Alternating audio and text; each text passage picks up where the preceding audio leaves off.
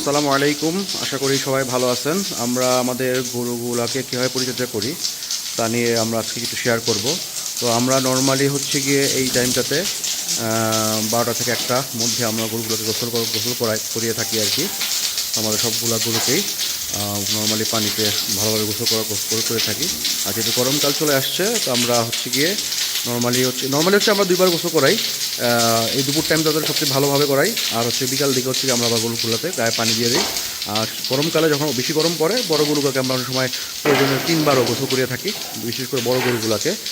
আর আপনারা সবাই জানেন আমাদের ফার্ম অলওয়েজ আমরা ক্লিন করার চেষ্টা করি। এগুলো গোবর টেনে দিচ্ছে, একটু পর্ব গোবর টেনে দেয় ওরা।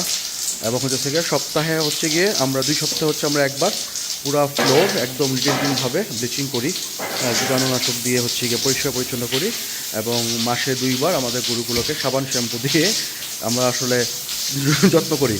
বলতে পারেন হচ্ছে কি আমাদের বাড়িতে বাচ্চা কাচ্চাদের যেভাবে যত্ন করা হয় তার চেয়েও বেশি যত্ন আমরা নর্মালি গরুগুলো করে থাকি আর কি।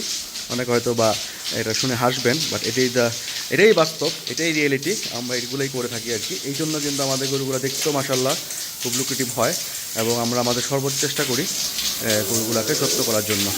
তো সবাই ভালো থাকবেন আশা করি, আর আমাদের জন্য সবাই সুস্থ থাকবেন, আমাদের জন্য দোয়া করবেন। আসসালামু আলাইকুম।